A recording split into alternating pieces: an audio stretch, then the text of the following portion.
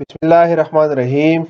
I am Shiraz Khan, and today we will discuss one of the important unit of biostatistic correlation. Correlation actually it's a relationship between two quantitative variable.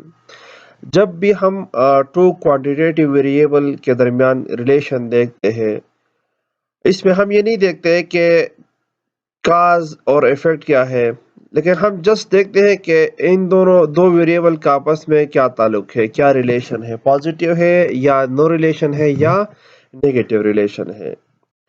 Correlation is a statistical technique used to determine the degree to which two variable are related. यहाँ पर हम वो degree मालूम करते हैं कि कौन सी degree पे दो वेरिएबल एक दूसरे से रिलेटेड है।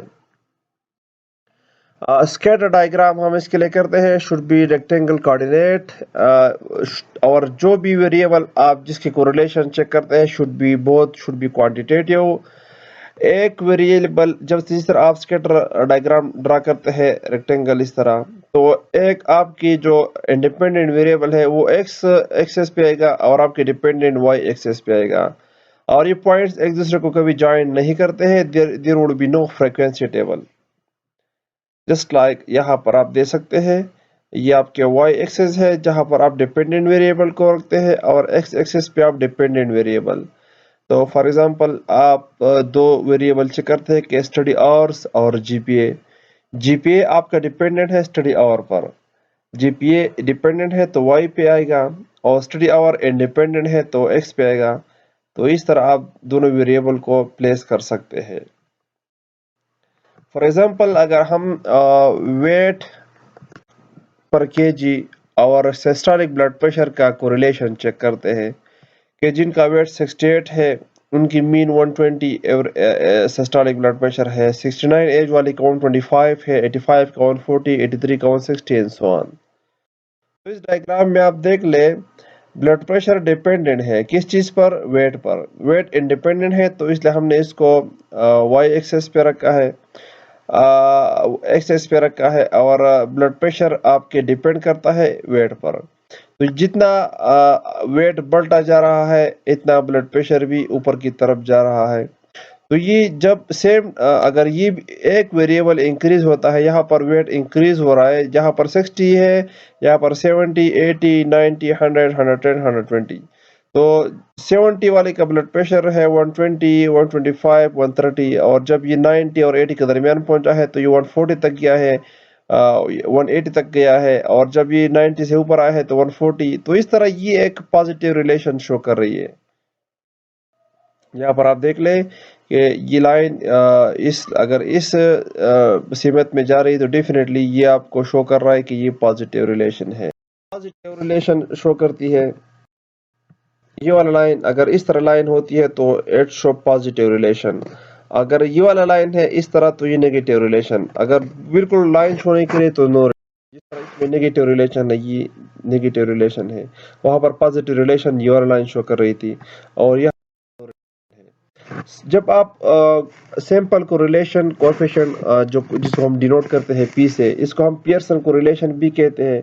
हमने इसकी नेचर ऑफ स्प्रेड को मालूम करना है। नेचर ऑफ स्प्रेड क्या है, हम दोनों क्वांटिटेटिव वेरिएबल को, for example two continuous variable are measured in the same person height or weight। हम अगर करते हैं हाइट और वेट को, और two groups comparison of tallness of parents, tallness of children, कि टॉलनेस ऑफ पेरेंट्स और टॉलनेस ऑफ चिल्ड्रन को अगर हम कोरिलेट करना चाहते हैं, let's look for strength of association। If two quantitative x and y tend to change with each other, they are said to be correlated। अगर दोनों में चेंज होती है whatever, अगर दोनों इंक्रीज होती है तो पॉजिटिव रिलेशन है, अगर दोनों डिक्रीज होती है तो नेगेटिव कोरिलेशन है। तो देख रहे हैं कि कोरिलेशन क्या है। ये साइन आपको nature of association whatever, for example कि कितना एसोसिएशन है, पॉजिटिव है नेगेटिव है, एसोसिएशन साइन आपको जस्ट डिनोट करता है, ठीक है, नेचर ऑफ एसोसिएशन। और वैल्यू आपको स्ट्रेंथ ऑफ एसोसिएशन दिखाती है कि कितना आपकी एसोसिएशन स्ट्रांग है, माइल्ड है, इंटरमीडिएट है, या स्ट्रांग है, या परफेक्ट एसोसिएशन। यहाँ पर आपके हमेशा आपके पास जब भी आप कैलकुलेशन करते हैं कोरिलेशन की, हमेशा आपके पास वैल्यू -1 और +1 के दरमियान आएगी। इससे न कम आएगी -1 से और न +1 से ज़्यादा आएगी। The value of P denote the strength of the association as illustrated. जिस तरह हमने स्ट्रेंथ की बात की थी, तो स्ट्रेंथ यहाँ पर आपको बताती है कि कौन सी वैल्यू कितना स्ट्रेंथ शो कर रही है। तो -1 आपके पास अगर आती है तो ये परफेक्ट कोरिलेशन है, लेकिन नेगेटिव है। जब 0 से कम आती है तो ये आपके पास नेगेटिव कोरिलेशन शो करती है, और 0 और 1 के दरमियान आती है तो ये पॉजिटिव कोरिलेशन है। 0 और -1 के दरमियान है तो ये नेगेटिव कोरिलेशन है। फिर इसमें अलग अलग कैटेगरीज है। अगर -1 और -0.75 के दरमियान है तो ये परफेक्ट नेगेटिव कोरिलेशन है। अगर -0.75 और -0.25 के दरमियान है तो ये इंटरमीडिएट नेगेटिव कोरिलेशन है। अगर -0.25 और 0 के दरमियान है तो ये वीक नेगेटिव कोरिलेशन है। 0 है बिल्कुल तो 0 mean no correlation, no relation. अगर 0 और +0.25 के दरमियान है तो ये वीक पॉजिटिव कोरिलेशन है। अगर +0.25 और +0.75 के दरमियान है तो ये इंटरमीडिएट पॉजिटिव कोरिलेशन है। अगर 0.75 और +1 के दरमियान है तो ये स्ट्रॉन्ग कोरिलेशन है। अगर +1 है तो डेफिनेटली ये परफेक्ट कोरिलेशन है, पॉजिटिव। तो you should know कि -1 indicate perfect negative correlation, +1 indicate perfect positive correlation, और +1 और 0.75 के दरमियान ये आपके पास स्ट्रॉन्ग कोरिलेशन शो करता है। 0.25 0.75 के दरमियान इंटरमीडिएट, और 0 और 0.25 के दरमियान वीक कोरिलेशन। सिमिलरली ये नेगेटिव साइड पे सेम आपके पास strength of association. 0 mean there is no association.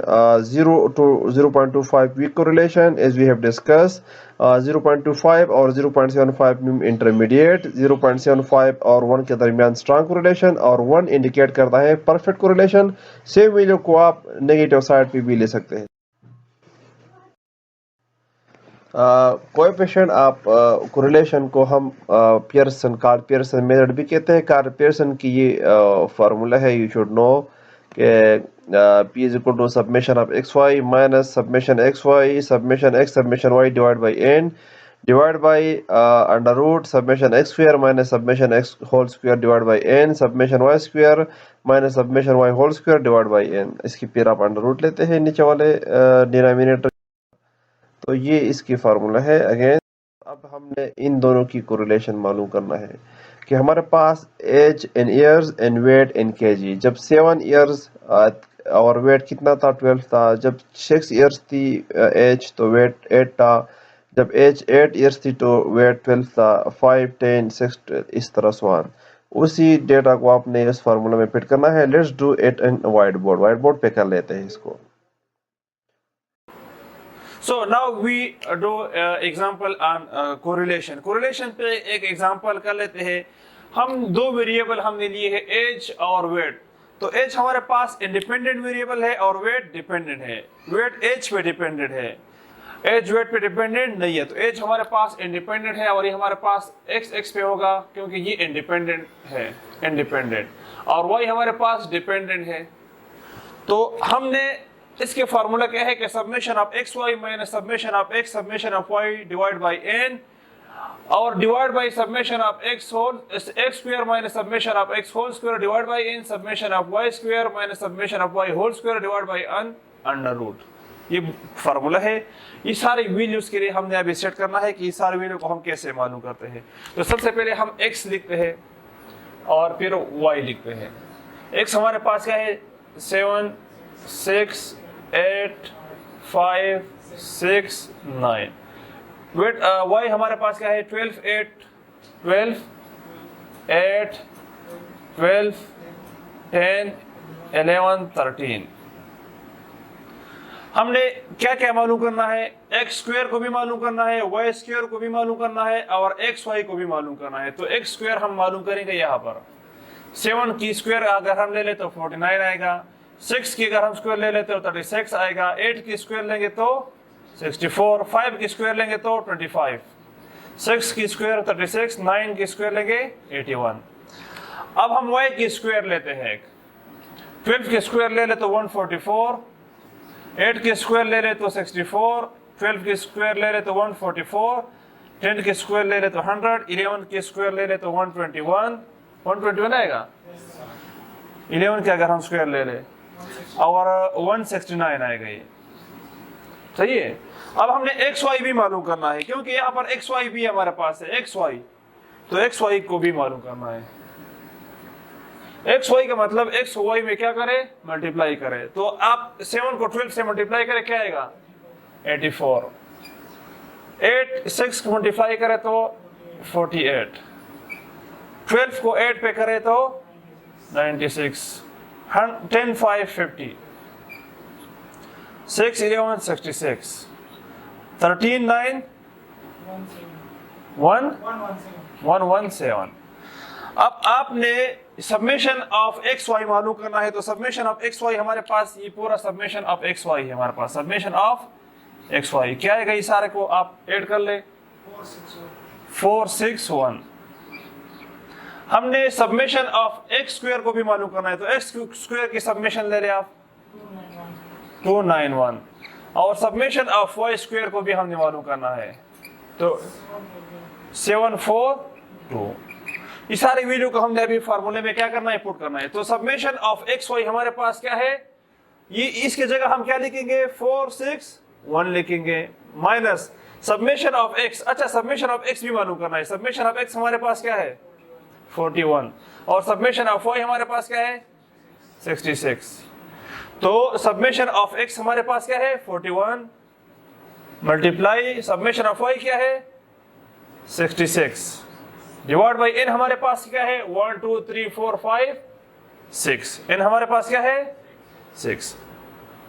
अच्छा, इसके जगह लिखेंगे समेशन ऑफ एक्स स्क्वायर हमारे पास क्या है 291 minus summation of x whole square, इस एक्स की हम होल स्क्वायर लेंगे। समेशन ऑफ एक्स हमारे पास क्या है 41 होल स्क्वायर, और एन हमारे पास क्या है 6। समेशन ऑफ वाई स्क्वायर हमारे पास क्या है 742। समेशन ऑफ वाई की होल स्क्वायर लेंगे 66 की होल स्क्वायर लेंगे हम, और एन हमारे पास क्या है 6। तो इसकी अगर हम कैलकुलेशन कर ले तो 461 माइनस इसकी कैलकुलेशन अब नीचे का करते हैं 291 तो हमारे पास आ गया, सही है, माइनस 41 होल स्क्वायर ले ले और 6 पे डिवाइड करें 280 आएगा, और यहां पर आप ले ले इसके हम वो भी लेंगे, सही है, और 742 माइनस 66 की होल स्क्वायर ले ले आप और 6 पे डिवाइड करें, क्या आएगा 726। तो आप इससे क्या आएगा हमारे पास 10 आएगा, क्या आएगा 10, और इससे क्या आएगा 176 के अंडर रूट ले ले आप, 176 के अंडर रूट ले ले, 176 के अंडर रूट ले ले आप,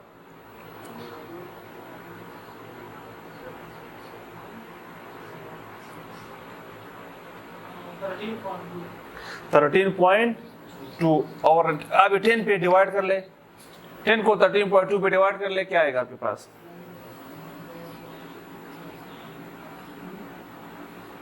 0.57 0.75।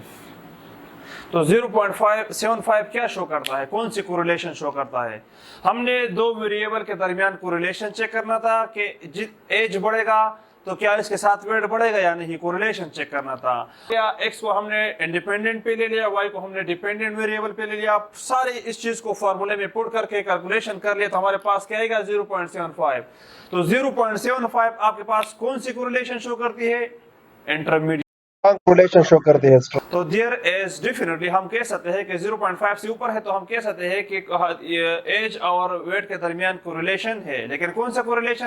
जिस तरह हमने व्हाइट बोर्ड पे कर लिया, हमने सारी चीजों को मालूम कर लिया। हमारे पास सबमिशन ऑफ x 41 आया था, submission of y 66, submission of xy 461, submission of x square 291, submission of y square 742। हमने सारी वैल्यू को जब पुट किया फार्मूला में, इस फार्मूला में जब पुट किया तो हमारे पास वैल्यू क्या आई थी 759, तो मतलब प्लस 0.759 है। और हमने कहा था कि 0.75 और 1 के दरमियान क्या इंडिकेट करता है? Strong positive correlation. सो हम कह सकते हैं कि ईयर्स और एज एंड ईयर्स और वेट के दरमियान स्ट्रॉन्ग पॉजिटिव कोरिलेशन है, जो कि हमारे पास डेटा था। Thank you so much. If you have any question,